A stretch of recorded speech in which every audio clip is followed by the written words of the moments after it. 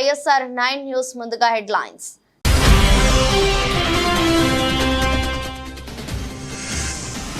ఆర్థిక మంత్రిగా బాధ్యతలు స్వీకరించిన నిర్మలా సీతారామన్ కొత్త ప్రభుత్వంలో మొదటి బడ్జెట్ను రూపొందించే బృహత్తర బాధ్యత.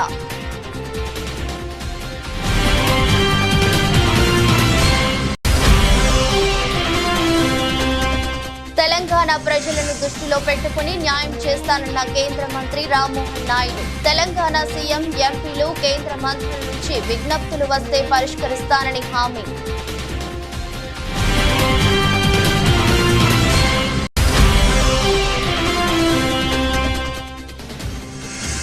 ఆంధ్రప్రదేశ్ రాష్ట్ర ముఖ్యమంత్రిగా ప్రమాణ స్వీకారం చేసిన నారా చంద్రబాబు నాయుడు. చంద్రబాబుతో ప్రమాణం చేయించిన రాష్ట్ర గవర్నర్ అబ్దుల్ నజీర్.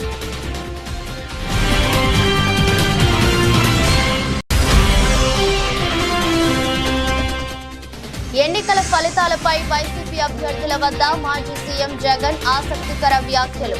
పోలింగ్ కు ముందు, తర్వాత సర్వేల్లో ఎక్కడా వ్యతిరేకత రాలేదన్న వైసీపీ అధినేత.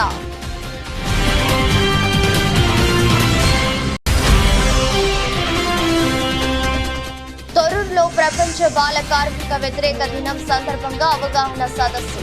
బాల కార్మికుల చట్టాలపై ప్రజలందరూ అవగాహన కలిగి ఉండాలన్న జూనియర్ సివిల్ జడ్జి సరిత.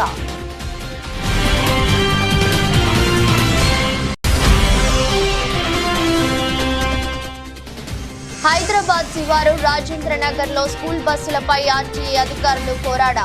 ఈ రోజు నుండి పాఠశాలలు ప్రారంభం కావడంతో విద్యార్థులను రవాణా చేసే స్కూల్ బస్సులపై ఫోకస్.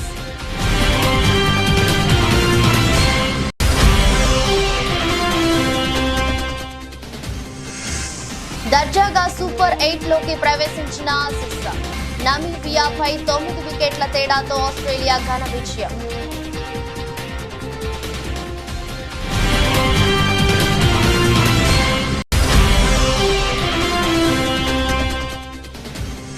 స్వల్ప లాభాలతో మొదలై క్రమంగా పుంజుకున్న దేశీయ స్టాక్ మార్కెట్లు. 57 పాయింట్లు పెరిగిన సెన్సెక్స్, నిమిషాల్లోనే లక్షల కోట్ల సంపద.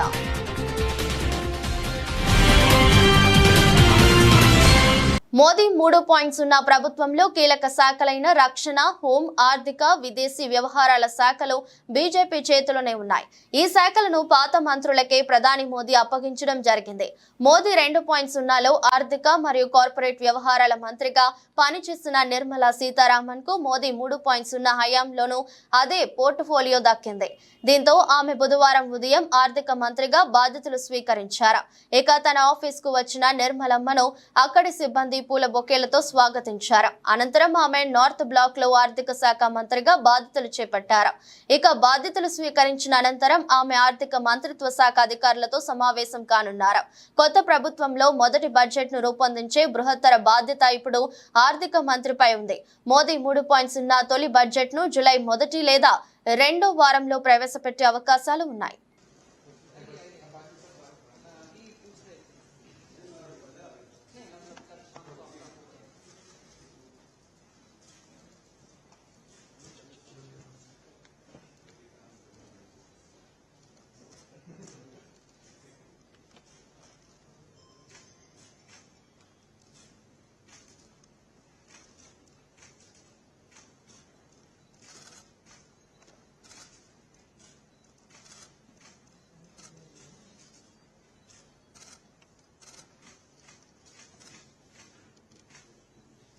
తెలంగాణ ప్రజలను దృష్టిలో పెట్టుకుని తాను ఆ ప్రాంతానికి న్యాయం చేసే ప్రయత్నం చేస్తానని కేంద్ర మంత్రి టీడీపీ నేత రామ్మోహన్ నాయుడు అన్నారు.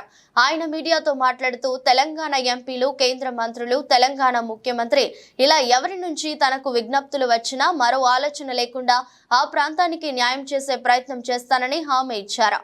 తన సహకారంతో తెలంగాణలో అభివృద్ధి కార్యక్రమాలు చేపడతామని కేంద్ర మంత్రి కిషన్ రెడ్డి అన్నారని ఇది తనకు ఎంతో సంతోషాన్ని ఇచ్చిందన్నారు. తెలుగు రాష్ట్రం నుంచి కూడా కొన్ని డిమాండ్స్ వరంగల్ ఎయిర్పోర్ట్ కావచ్చు, కొత్తగూడెం ఇలాంటివి. ఎందుకంటే తెలంగాణలో హైదరాబాద్ తప్ప ఇంకో ఎయిర్పోర్టే లేదు.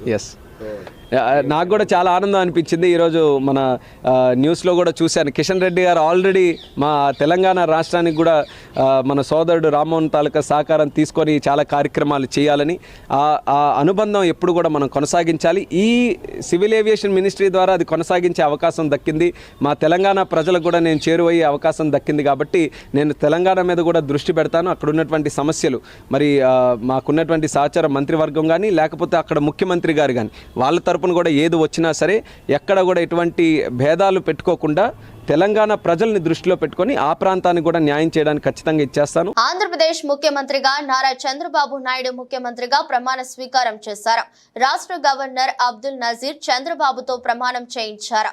విజయవాడలోని కేసరపల్లి సమీపంలో ఏర్పాటు చేసిన కార్యక్రమంలో భారీ జనసందోహం మధ్య చంద్రబాబు సీఎంగా ప్రమాణ స్వీకారం చేశారు. కేసరపల్లిలో జరిగిన ఈ కార్యక్రమానికి ప్రధాని నరేంద్ర మోదీ, హోంమంత్రి అమిత్ షా సహా పలువురు ప్రముఖులు, వేల మంది అభిమానులు హాజరయ్యారు. నేను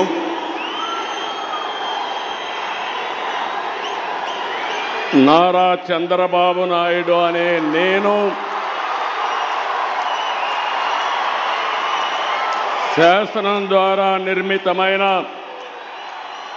భారత రాజ్యాంగం పట్ల నిజమైన విశ్వాసం, విధేయత చూపుతానని, భారతదేశ సార్వభౌమాధికారాన్ని, సమగ్రతను కాపాడుతానని, ఆంధ్రప్రదేశ్ రాష్ట్ర ముఖ్యమంత్రిగా నా కర్తవ్యాలను శ్రద్ధతో, అంతఃకరణ శుద్ధితో నిర్వహిస్తానని, భయం కానీ, పక్షపాతం కానీ, రాగద్వేషాలు కానీ లేకుండా రాజ్యాంగాన్ని, శాసనాలను అనుసరించి ప్రజలందరికీ న్యాయం చేకూరుస్తానని దైవ సాక్షిగా ప్రమాణం చేస్తున్నాను. డాక్టర్ మర్రి చెన్నారెడ్డి మానవ వనరుల విభాగంలో శిక్షణ పొందుతున్న 2023 బ్యాచ్ తెలంగాణ క్యాడర్ ఐఏఎస్ అధికారులు సచివాలయంలో సీఎం రేవంత్ రెడ్డిని మర్యాదపూర్వకంగా కలిశారు.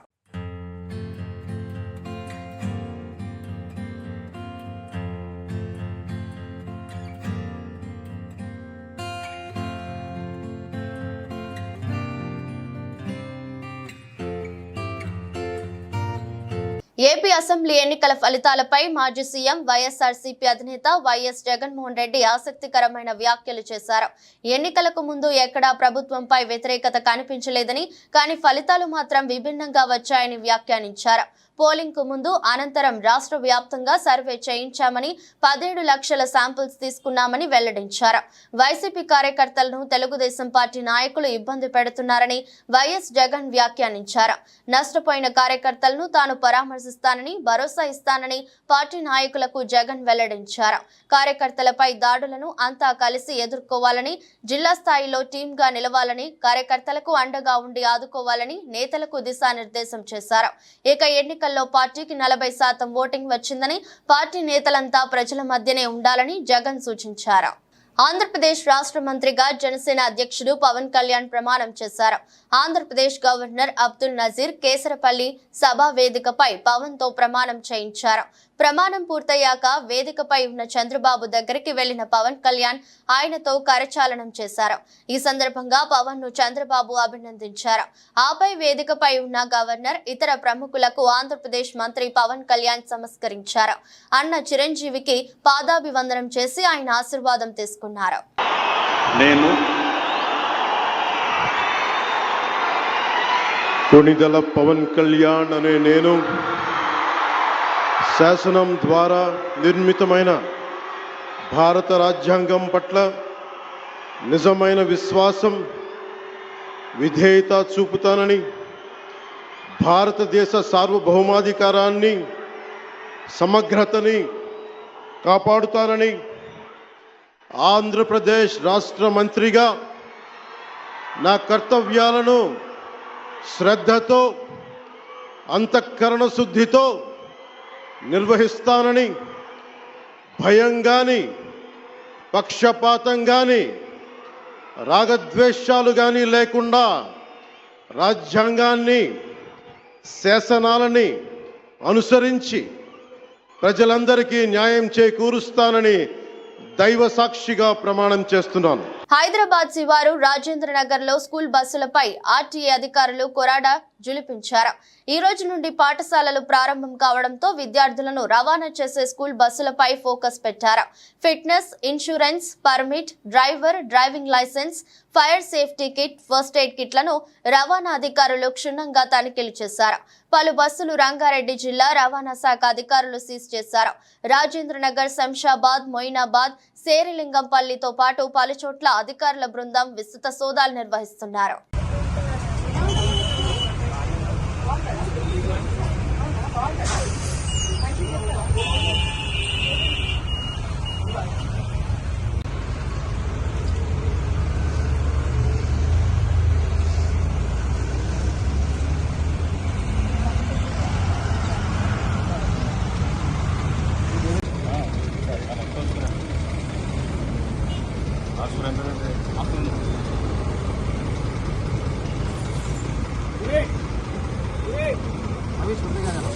गाड़ी छोड़ देते स्टूडेंट्स को।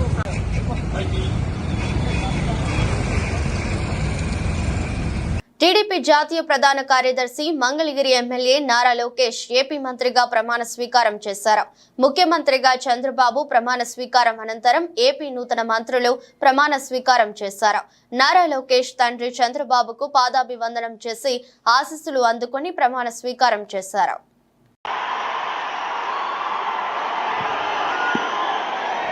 నేను నారా లోకేష్ అనే నేను శాసనము ద్వారా నిర్మితమైన భారత రాజ్యాంగం పట్ల నిజమైన విశ్వాసం, విధేయత చూపుతానని, భారతదేశ సార్వభౌమ అధికారాన్ని, సమగ్రతను కాపాడుతానని, ఆంధ్రప్రదేశ్ రాష్ట్ర మంత్రిగా నా కర్తవ్యాలను శ్రద్ధతో, అంతర్గత శుద్ధితో నిర్వహిస్తానని, భయం కానీ, పక్షపాతం కానీ, రాగద్వేషాలు కానీ లేకుండా రాజ్యాంగాన్ని, శాసనాలు అనుసరించి ప్రజలందరికీ న్యాయం చేకూరుస్తానని దైవ సాక్షిగా ప్రమాణం చేస్తున్నాను. మెదక్ జిల్లా రామాయంపేట మండల కేంద్రంలోని శ్రీ సాయి కృష్ణ నర్సింగ్ హోమ్ లో ఇటీవల గర్భిణీ మృతిపై జిల్లా వైద్యాధికారి శ్రీరామ్ విచారణ చేపట్టారు. బాధితులు ఇచ్చిన ఫిర్యాదు మేరకు జిల్లా కలెక్టర్ రాహుల్ రాజ్ ఆదేశాల మేరకు ఆసుపత్రికి చేరుకున్న అధికారులు విచారణ నిర్వహిస్తున్నారు. ఆసుపత్రిలో రికార్డులను పరిశీలించారు. పూర్తి స్థాయి విచారణ చేపట్టి జిల్లా కలెక్టర్ కు నివేదిక సమర్పిస్తామని డిఎంహెచ్ఓ తెలిపారు.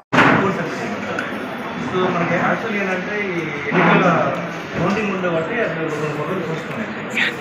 సో మన ఆనరబుల్ డిస్ట్రిక్ట్ మేజిస్ట్రేట్ గారు ఇచ్చిన గైడ్లైన్స్ ప్రకారం ఈ డెత్కు సంబంధించిన డీటెయిల్స్ నిజాలు ఎందుకు జరిగింది దాని మీద మన గైనకాలజిస్ట్ చూడాలి గారు, మీరు కూడా గైనకాలజిస్ట్, పియాట్రిషియన్, అదేవిధంగా మన డిప్యూటీ.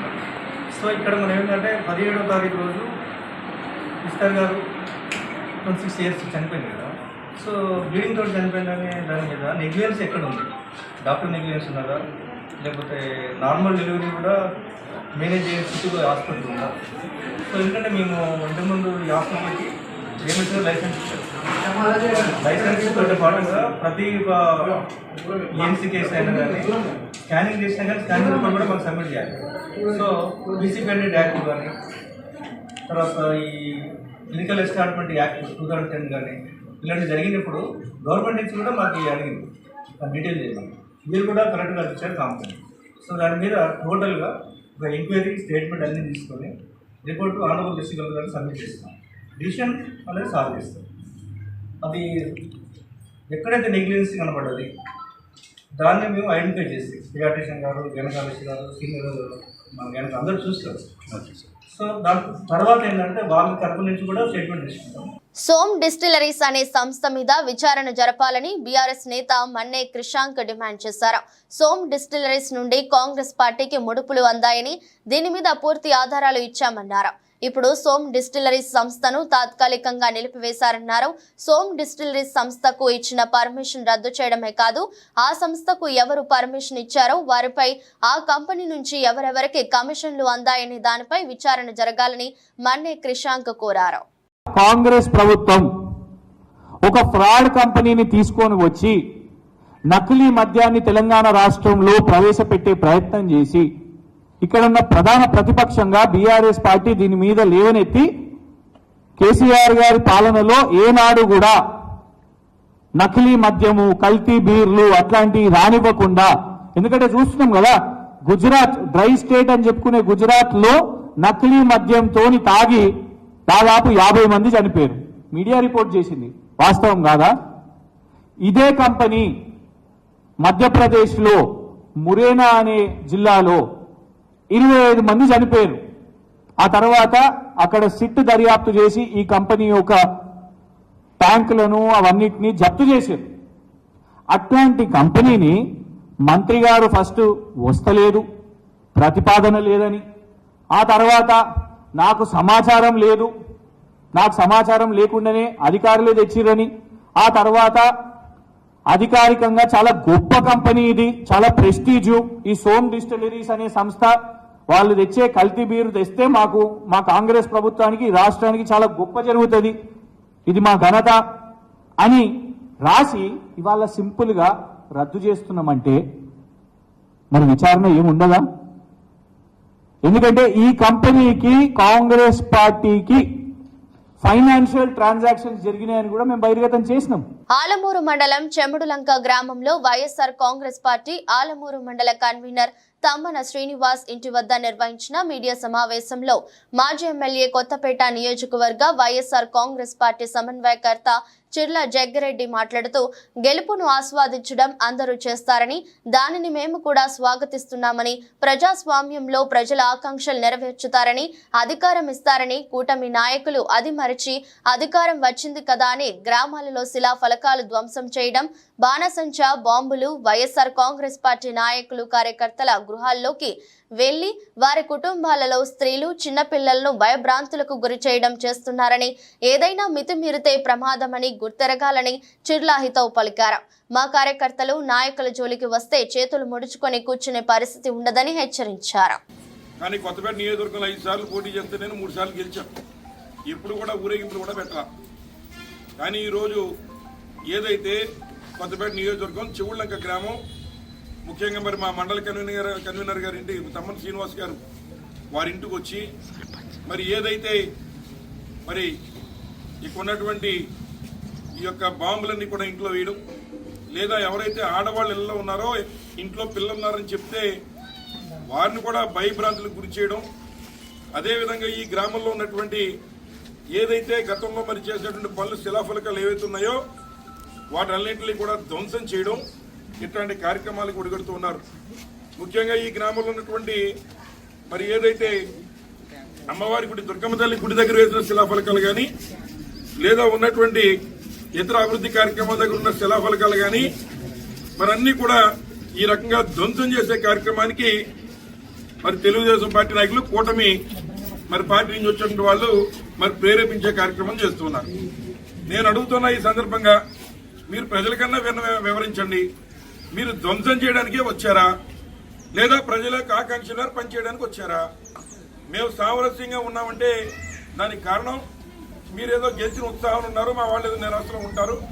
సరే, వారి కార్యక్రమాలు ఏమైనా చేసినప్పటికీ కూడా మనమే 1-2 అడుగులు వెనక్కి తగ్గి వెళ్దాం అనేటువంటి విధంగా ప్రవర్తిస్తూ ఉంటే కొన్ని గ్రామాల్లో ఇబ్బందులు లేవు. కానీ కొన్ని గ్రామాల్లో ఇట్లాంటి విధ్వంసకరమైన కార్యక్రమాలకి మరి ఒరిగట్టేటువంటి కార్యక్రమాలు మరి మీరు చేస్తూ మరి హింసని ప్రేరేపించేటువంటి విధంగా మీ యొక్క కార్యక్రమాలు, మీ చర్యలు ఉన్నాయని ఈ సందర్భంగా మరి తెలియజేస్తున్నా. మహబూబాబాద్ జిల్లా తోరూరు పట్టణ కేంద్రంలోని స్థానిక లయన్స్ క్లబ్ లో బుధవారం ప్రపంచ బాల కార్మిక వ్యతిరేక దినం సందర్భంగా తాలూకా న్యాయ సేవాధికారి సంస్థ వారి ఆధ్వర్యంలో నిర్వహించిన అవగాహన సదస్సులో స్థానిక జూనియర్ సివిల్ జడ్జి మరియు చైర్మన్ ఎమ్మెల్యేసీ మట్ట సరిత పాల్గొని ఆమె మాట్లాడుతూ ప్రజలందరూ బాల కార్మిక చట్టాలపై అవగాహన కలిగి ఉండాలని, తల్లిదండ్రులు 14 సంవత్సరాలలోపు పిల్లలను పనికి పంపరాదని, షాపు యజమానులు కూడా వారిని వారిని పనిలో చేర్చుకోవద్దని, అలా జరిగితే చట్టపరమైన చర్యలు ఉంటాయని సూచించారు. బాల కార్మికులు అనగానే ఇక్కడ ప్రజెంట్ అయిన వాళ్ళందరినీ చూస్తుంటే ఎవరెవరైతే బాల కార్మికులు ఎక్కడైతే ఉంటారో వాళ్ళందరూ యజమానులందరూ ఇక్కడికి వచ్చినట్టుగా అనిపిస్తుంది. మన ఎస్ఐ గారు చెప్పినట్టు హోటల్ యజమానులు, నెక్స్ట్ ఎవరైతే గోల్డ్ షాప్ యజమానులు, వీళ్ళందరూ కూడా ఇక్కడ ఉన్నట్టు అనిపిస్తుంది. అయితే ఈ ప్రోగ్రామ్ మంచిగానే చూస్ చేసుకున్నాం అనుకుంటున్నాం. మోరోవర్ ఫస్ట్ ఆఫ్ ఆల్ నేను కంగ్రాట్ చేస్తూ లయన్స్ క్లబ్ అంటే వచ్చి సంవత్సరం అయినప్పటికీ కూడా నేను లయన్స్ క్లబ్ ఆధ్వర్యంలో ఒక కార్యక్రమం చేద్దామని చెప్పి టీడబ్ల్యూసీ మేడం అడిగారు. చేద్దామండి అన్నాను. Due to lack of schedule అది చేయలేకపోయాను. ఈరోజు ఈ కార్యక్రమం ద్వారా మీ అందరి ముందుకు వచ్చినందుకు కూడా నాకు సంతోషంగా ఉంది. బాల కార్మికులు అంటే ఫస్ట్ కార్మికుల్ని చూడాలి. బాల కార్మికులని మనము ఎంగేజ్ చేసుకోవడం వల్ల జరుగుతున్న నష్టాలు ఏంటి, దానివల్ల సమాజంలో పడే ఇంపాక్ట్ ఏంటి. కార్మికుడు అని అంటే గతంతో పోలిస్తే ఈరోజు చాలా కూడా మనకి తేడా కనిపిస్తూ ఉంటుంది. ఏంటంటే గతంలో ఒక వ్యక్తి ఒక కార్మికుడుగా ఉన్నట్లయితే ఒక వ్యవస్థలో అతని జీవితాంతం అతను అందులో ఉండడానికి అవకాశం ఉండేది. గతంలో మనకి వెట్టి చాకిరీ వ్యవస్థ అనేది ఉండేది. అంటే ఒక భూస్వామి దగ్గర ఒక వ్యక్తి ఒక చిన్న పిల్లాన్ని వాళ్ళ దగ్గర వెట్టి చాకిరీకి పెడితే అతను జీవితాంతం వాళ్ళకి సర్వీస్ చేస్తూ ఆ వచ్చిన కొద్దిపాటి ఆదాయంతో తన కుటుంబాన్ని, తన పిల్లల్ని తన మొత్తం చేసుకునే అవకాశం ఉంది. ఈ రోజుల్లో ఒక ప్రొఫెషన్ పర్మనెంట్ అని చెప్పడానికి ఏదైనా ఉందా? ఎక్సెప్ట్ గవర్నమెంట్ ఆఫీసులలో పని తప్ప ఇంకా ఇది మన జీవితాంతం దీని మీదనే ఉందాము అని అనుకోవడానికి ఉందా? లేదు. మరి అలాంటప్పుడు మనము పిల్లాన్ని చిన్నప్పటి నుంచే ఒక కార్మికుడిగా తయారు చేస్తే అది శాశ్వతంగా ఉంటుందా అంటే ఈరోజు మనకి బెస్ట్ ఎగ్జాంపుల్ ఏంటంటే ఏఈ టెక్నాలజీ వచ్చింది.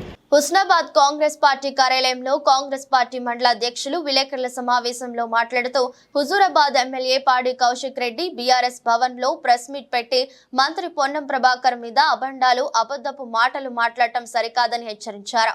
మంత్రిపై లేనిపోని ఆరోపణలు చేసి కౌశిక్ రెడ్డి ప్రజలను తప్పుదోవ పట్టించేందుకు ఆరోపణలు చేస్తున్నారని అన్నారు. మంత్రి పొన్నం ప్రభాకర్ కు బహిరంగ క్షమాపణ చెప్పాలని హెచ్చరించారు.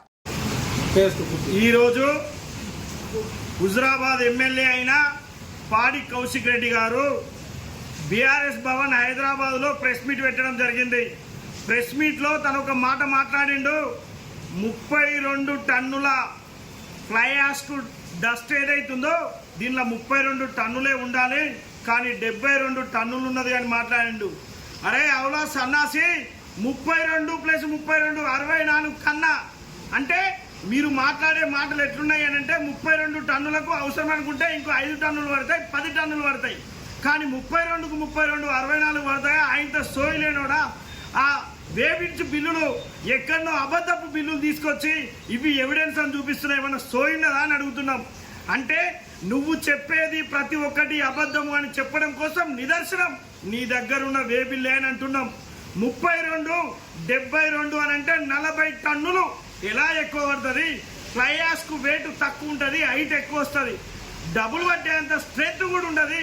అంటే ఈ అబద్ధపు మాటలతోని ఏదైతే నువ్వు ఇవాళ బీఆర్ఎస్ ప్రభుత్వంలో ఉన్న బీఆర్ఎస్ నాయకులు అయిన కేసీఆర్, కేటీఆర్, హరీష్ రావుల యొక్క మెప్పు పొందడం కోసం నువ్వు మాట్లాడుతున్నావు. చచ్చిపోయిన పాము ఇవాళ బీఆర్ఎస్ పార్టీలో ఏ ఒక్కరు కూడా నోరు మెదపడం లేదు. పార్టీని ఎవరు ప్రజలు కూడా స్వీకరించడం లేదు. ప్రజలు బీఆర్ఎస్ను మర్చిపోతున్నారు అని చెప్పేసి ఇవాళ నువ్వు మా మంత్రి గారి మీద అవక్కులు చెవక్కులు చేస్తున్నావు. నిజాంపేట మండల వ్యాప్తంగా బుధవారం ప్రభుత్వ పాఠశాలతో పాటు ప్రైవేట్ పాఠశాలలు కూడా పునఃప్రారంభమయ్యాయి. ఈ సందర్భంగా ప్రాథమిక పాఠశాల ప్రధానోపాధ్యాయులు ప్రభాకర్ మాట్లాడుతూ తెలంగాణ వ్యాప్తంగా ప్రభుత్వ పాఠశాలలు పునఃప్రారంభమయ్యాయని అన్నారు. ప్రభుత్వ పాఠశాలలో ఉచిత పాఠ్య పుస్తకాలతో పాటు ఏకరూప దుస్తులు, మధ్యాహ్న భోజనంతో పాటు పిల్లలకు మంచి విద్యను అందిస్తున్నామన్నారు. బడుడు పిల్లలను ప్రభుత్వ పాఠశాలను చేర్పించేలా చూడాలని పిల్లల తల్లిదండ్రులకు సూచించారు. మొదటి రోజు విద్యార్థులు ఎక్కువ సంఖ్యలో హాజరు కాకపోవడం విశేషం. ఈ కార్యక్రమంతో పాటు పాఠశాల ఉపాధ్యాయులు తదితరులు పాల్గొన్నారు.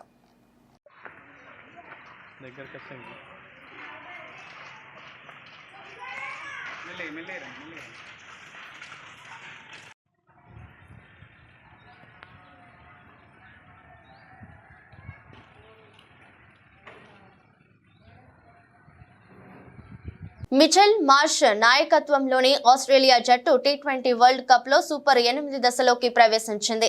నమీబియాతో జరిగిన గ్రూప్ బి లీగ్ మ్యాచ్ లో ఆసీస్ 9 వికెట్లతో ఘన విజయం సాధించింది. తొలుత నమీబియాను 17 ఓవర్లలో 72 పరుగులకే చుట్టేసిన కంగారులు 73 పరుగుల లక్ష్యాన్ని 5.4 ఓవర్లలోనే ఛేదించారు. ఈ క్రమంలో ఆసీస్ జట్టు కేవలం 1 వికెట్ మాత్రమే కోల్పోయింది. 8 బంతుల్లో 20 పరుగులు చేసిన వార్నర్ వీస్ బౌలింగ్ అవుట్ అయ్యాడు. మరో opener Travis head 34 not out, captain Mitchell Marsh 18 not out మిగతా పని పూర్తి చేశారు. కాగా గ్రూప్ దశలో ఆస్ట్రేలియాకు ఇది వరుసగా 3వ విజయం. తద్వారా 6 పాయింట్లతో సూపర్ 8కి అర్హత సాధించింది. ఇదే గ్రూప్ లో ఉన్న ఇంగ్లాండ్ 2 మ్యాచ్ల్లో 1 ఓటమితో అవకాశాలను సంక్లిష్టం చేసుకుంది. స్కాట్లాండ్ 3 మ్యాచ్ల్లో 2 విజయాలతో ఆసీస్ తర్వాత స్థానంలో ఉంది. దేశీయ స్టాక్ మార్కెట్లు బుధవారం స్వల్ప లాభాలతో మొదలై క్రమంగా పుంజుకున్నాయి. ఈ క్రమంలో మొదటి గంటలోనే మార్కెట్ మంచి వృద్ధిని నమోదు చేసింది. ఈ నేపథ్యంలో నిఫ్టీ 23,419 పాయింట్ల వద్ద సరికొత్త రికార్డు స్థాయికి చేరుకుంది. నిఫ్టీ 50 తాజా జీవితకాల గరిష్ట స్థాయిని స్కేల్ చేయడంతో దేశీయ స్టాక్లు మంచి పెరుగుదలను చూశాయి. దీంతో పాటు ఉదయం 11 గంటల సమయంలో బ్యాంక్ నిఫ్టీ 478 పాయింట్లు పెరుగుగా సెన్సెక్స్ 557 పాయింట్లు ఎగబాకింది.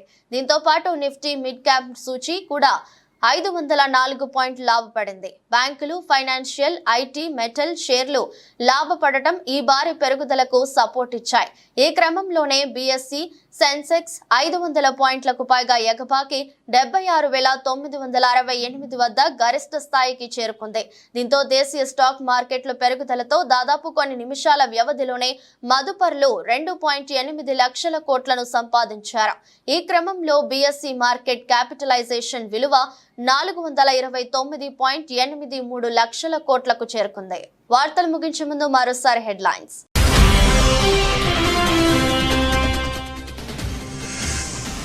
ఆర్థిక మంత్రిగా బాధ్యతలు స్వీకరించిన నిర్మలా సీతారామన్ కొత్త ప్రభుత్వంలో మొదటి బడ్జెట్ను రూపొందించే బృహత్తర బాధ్యత.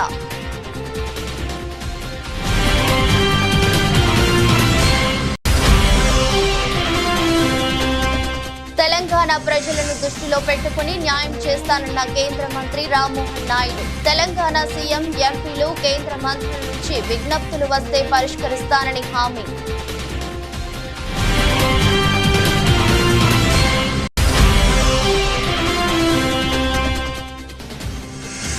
ఆంధ్రప్రదేశ్ రాష్ట్ర ముఖ్యమంత్రిగా ప్రమాణ స్వీకారం చేసిన నారా చంద్రబాబు నాయుడు. చంద్రబాబుతో ప్రమాణం చేయించిన రాష్ట్ర గవర్నర్ అబ్దుల్ నజీర్.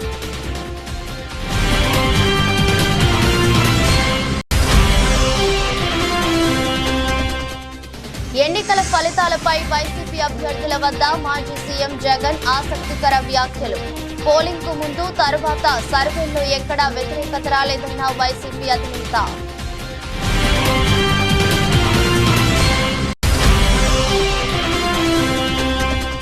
తొర్రూరులో ప్రపంచ బాల కార్మిక వ్యతిరేక దినం సందర్భంగా అవగాహన సదస్సు. బాల కార్మికుల చట్టాలపై ప్రజలందరూ అవగాహన కలిగి ఉండాలన్న జూనియర్ సివిల్ జడ్జి సరిత.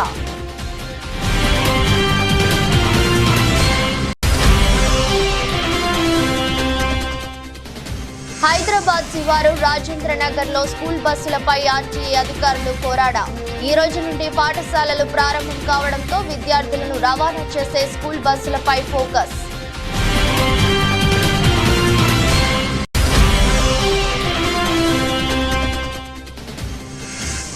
దర్జాగా సూపర్ 8 లోకి ప్రవేశించిన ఆసీస్. నమీబియాపై 9 వికెట్ల తేడాతో ఆస్ట్రేలియా ఘన విజయం.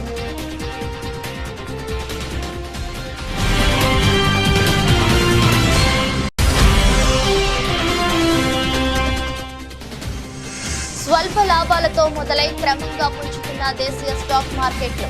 57 పాయింట్లు పెరిగిన సెన్సెక్స్, నిమిషాల్లోనే లక్షల కోట్ల సంపద.